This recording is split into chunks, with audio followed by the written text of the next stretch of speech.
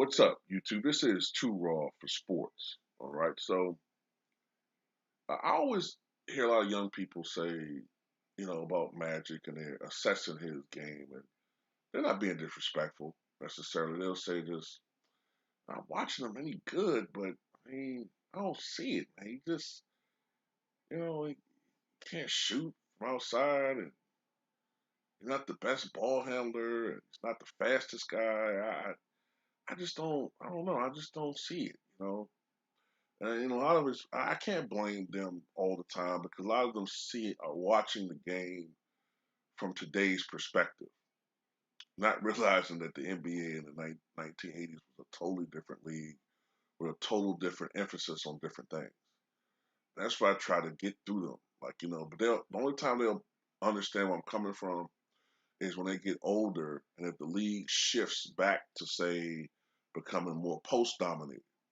And then guys, younger people, younger fans who don't know no better will start negatively assessing guys like James Harden and Steph Curry. I mean, why they not scoring in the post? I mean, why they just shooting threes? Why they not scoring like Giannis is doing or Giannis did or whoever some new guy is, you know? You'd be like, well, the game is different, you know. This is the thing about Magic. You can make the argument that he is the most important player in the history of the NBA. Not necessarily the best, but the most important because he was the first link to the future. And by that I mean, before Magic Johnson, players generally played their position. Hey, you're 6'10", you're 240 pounds, uh, you're a great rebounder, you're a shot blocker, not a great scorer, and we're gonna put you in the pivot, you know. Um, you know, but I can shoot threes and I've been working on my ball handling. Hey, man, but with your size, you got to play center. That's just how it is. You're 6'1", you're 200 pounds.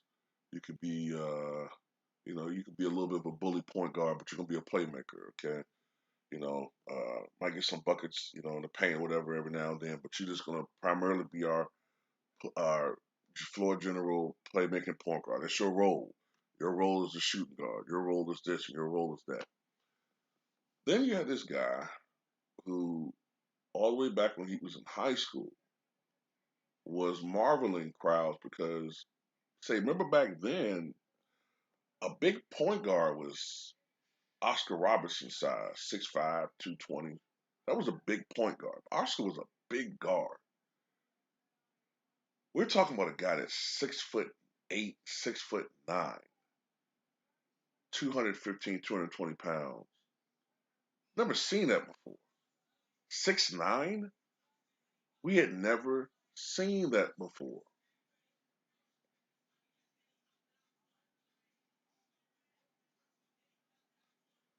That's such an advantage to have a guy that tall that can see over defense. And he was no gimmick, he was the real deal. Magic Johnson just may be the best pure passer the league has ever seen. He's not the best all around point guard, but when it comes to floor generalship, running the fast break, uh, playmaking, passing ability, I'm gonna tell you something on the break, on the fast break. I've never seen a better point guard than him as far as passing the basketball. You can make an argument John Stockton is just a touch better overall as a pinpoint passer, maybe just a little bit, because his turnovers were a little bit lower than Magic, a little bit. But Magic was so phenomenal as a passer. But see, back then the point guard position was not necessarily predicated on scoring. You know, yeah, you had some guys who like Oscar Robertson scored a basketball, but primarily your point guards were still floor generals, for the most part. You know, um, guys that would get you 14 points a game, maybe 3 or 4 rebounds, and 7, 8, 9 assists a game. Your standard point guard in the 1970s was a guy like Kevin Porter. You know, guys like Lenny Wilkens, great fine all around point guards. But Magic was something, like I said before, a totally different monster who was a 6'9" point guard, but he could play other positions and play out of position. And you could see that on full display in the finals when Kareem got hurt. Kareem was their best player. Kareem got hurt in the finals, and the Lakers were nursing a 3-2 lead. Kareem gets hurt, and he's not available most likely for the next couple of games. He's essential for the Lakers to win a championship. The Sixers are now licking their chops, saying, "Man, fortunes have the fortunes have the winds of fortune have blown upon us, and we could steal this series." Magic Johnson said, "Play me at center." People laughed at that. Gotta remember, man. People said a point guard playing center? Man, you gonna get creamed. You're not a fucking center. He starts at center, gets 42 points, grabs 15 rebounds, 15, and gets 7 assists, and he steals because of that performance, that phenomenal individual performance by a 20-year-old rookie, steals not only the fortunes away from the Philadelphia 76ers, but also goes on to win not only his first championship, but steals the Finals MVP away from Kareem. Magic was just what the Lakers needed, that dynamic outside uh, player to complement Kareem perfectly. And playing with Magic Johnson probably extended Kareem's career at least by 3 or 4 seasons.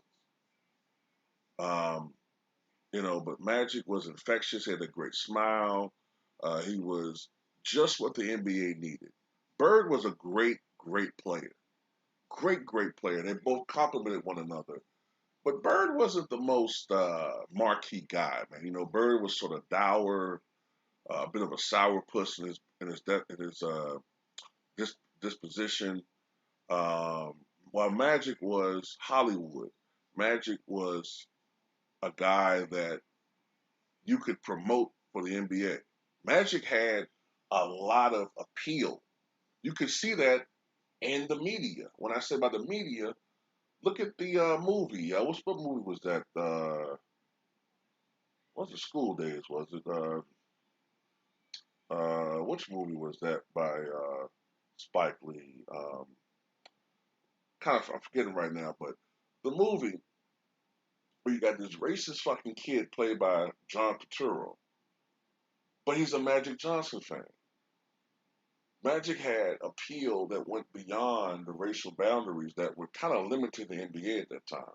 The NBA was starting to be seen as just this league that, uh, you know, when there was a great multitude of black players, there weren't players. It was losing its appeal toward the quote unquote mainstream America. But here comes Magic Johnson and Larry Bird. Larry Bird's playing for the hardworking Bostonians up there, and then you got Magic with the Lakers, Flash and Dash. There's a racial dynamic. Got to put that there. And yes, Julius Earvin helped to keep the league afloat, but these two guys put it on a whole nother level. Michael Jordan gets so much credit. Yeah, you can argue Michael took what they did and put it a little bit higher, but it was Magic and Larry that saved the NBA, not Michael Jordan. But I want to focus on Magic more so because this is why I'm so hard on Ben Simmons. Magic Johnson was a great point guard. Technically, he started off as shooting guard the first couple of years he was with the Lakers. Norm Nixon was the point guard, but ultimately, Magic uh, made Norm Nixon dispensable. He got traded to the to the then I think they were the San Diego Clippers then. I think it had started the 83, 84 season, it might have been, and then Magic played point guard afterwards. But there were some weaknesses to Magic's game. Now, back then, the emphasis was not on the three-point shot. The three-point shot was still primarily only used in certain situations. When a team may be down by three with 2 seconds to go, then they might shoot it. Or if a guy that was a three-point specialist at the time got going from outside, he might shoot a couple of them. But it still was not a shot used a lot back then. What was emphasized was the mid-range shot. Magic did not have much of a mid-range shot, and the Boston Celtics exposed that in 1984 in the NBA Finals. Now, by that time, Magic Johnson had already won two NBA championships, 1980 and again in 1982 against the Philadelphia 76ers. They make it to the finals in 84. The Lakers were the better team that year, but Boston out-strategized Pat Riley and the Lakers.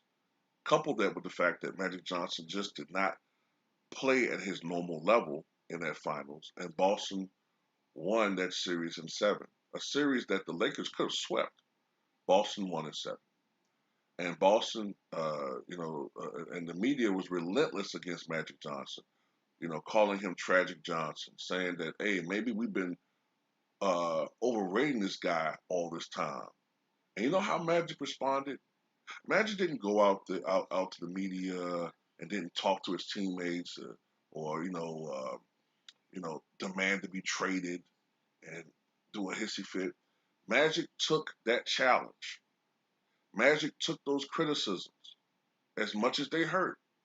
He knew there were grains and kernels of truth to these criticisms, and he took it and he worked on his game. In his mind, he said, I'm going to make liars out these motherfuckers. And by 1986, that hard work and dedication to improving his game began to pay dividends as Cap began to get older. Magic, Kareem, as he began to get older, and Pat Riley said, "Look, Cap is 39, going on 40. We need you to take the initiative offensively." And Magic Johnson took heed of that, and his improved offensive game was on full display when he went on average, I think, almost 24 points a game that year.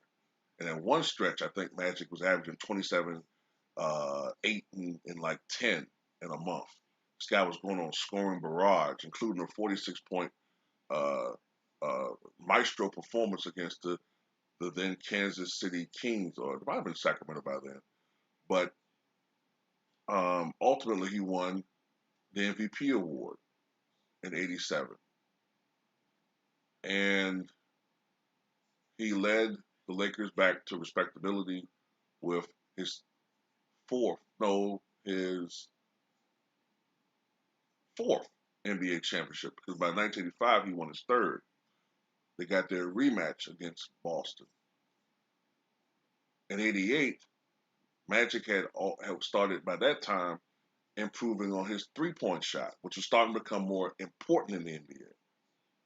To the point where toward the end of his career, Magic was becoming a threat from outside. You had to respect his three-point shot. I'm not saying he was Larry Bird, not saying that he was Reggie Miller, but you had to respect his three-point shot. Earlier on, Magic would have been throwing up air balls from three-point range.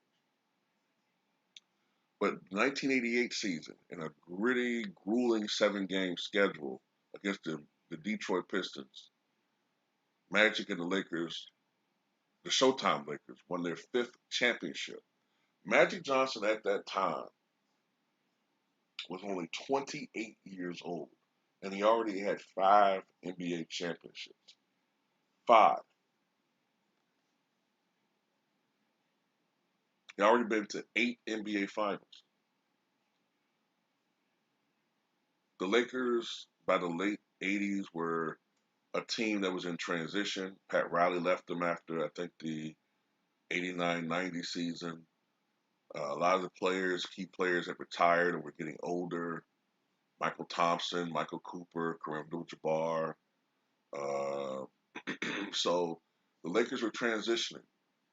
Nobody thought that the Lakers were going to go to the finals in 1991. I think the team that most people thought were most likely to go there was the Portland Trailblazers, who went there in 1990. But the Lakers infamously upset the Portland Trailblazers in the Western Conference Finals and went to the finals against Michael Jordan's Chicago Bulls. And what also gets forgotten over time is that a lot of people thought Magic and the Lakers had a good shot against Jordan and the Bulls because of the fact that Michael had this stigma of being a guy that didn't elevate his teammates, scoring champions didn't win titles. Magic's experience and guile would survive the day over Jordan and his aerial assaults and acrobatics, but in the end, Magic would come away the champion. It didn't work out that way, but they went to the finals, and they did win one game, but it was seen as a passing of the torch. But I do want to say this: shortly thereafter, with Magic Johnson, as we all know, had to retire due to the HIV virus. But I want to do a what if about that. And I don't like doing this too much, but you do have to wonder. Magic was only 32 years old at that time, and he was still playing at a very high level. He was playing remarkably well in the preseason before he got sick. You wonder what would have happened if Magic was able to still play. We saw what he did when he played in the All-Star game that year. We saw how well he played in the Olympics. You wonder what could have happened if Magic was able to continue to play and let his career naturally progress. Could the Lakers have drawn, a guy that was, with Magic Johnson there? Could the Lakers have acquired a great free agent or a great signing? One guy that I wonder could have played with Magic Johnson that comes to mind is Charles Barkley. I do wonder that. Instead of him getting traded to the Phoenix Suns, I wonder if he could have got traded to the Lakers. History could have been different. I don't know. When we look at what Magic Johnson was able to accomplish before he was 2 years old, is remarkable. This is a guy that was, in my opinion, the greatest pure point guard ever. Magic Johnson. He could score. He averaged 19 points a game. Was he a guy that shot the ball a lot? No, but he was very efficient. He shot about 52% from the floor for his career. In his prime, he would shoot somewhere between 53 to 57% from the floor.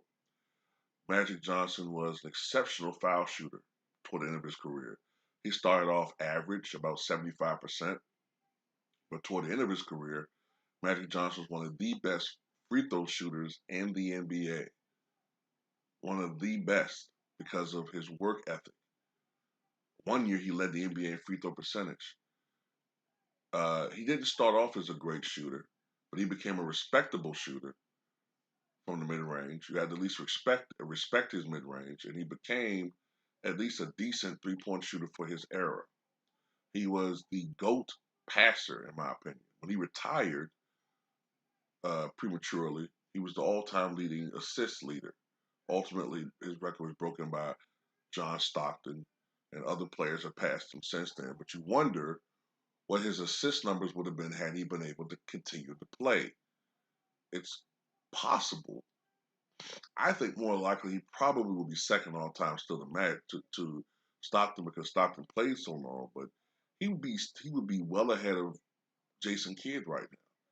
So, his numbers would be even greater had he continued to play. He'd probably be number two all time in passing, as far as assists is concerned. If he continued to play, he'd probably have been top, I don't know, 3, 4 in steals. But this is a guy that, uh, when it comes to defense, he was not a great defender, but he was an improved defender by the time he was, in his late 20s, mid late 20s. He led the league in steals, I think, twice. So this is a guy who was a tremendous rebounding, uh, point guard. He had 138 career triple doubles, which is third all time behind Russell Westbrook and Oscar Robertson. This is just he was a phenomenal player, man. So when it comes to an overall point guard, he was the real deal. Isaiah Thomas was more skilled, yes, but when it comes to a dominant floor general point guard, he had no he had no there was no guy really in comparison to Magic. To be that big, to be that great a floor general, to be that great a leader. He had intangibles that you don't really see in a lot of players.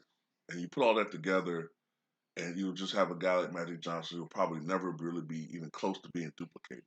But tell me what you guys think.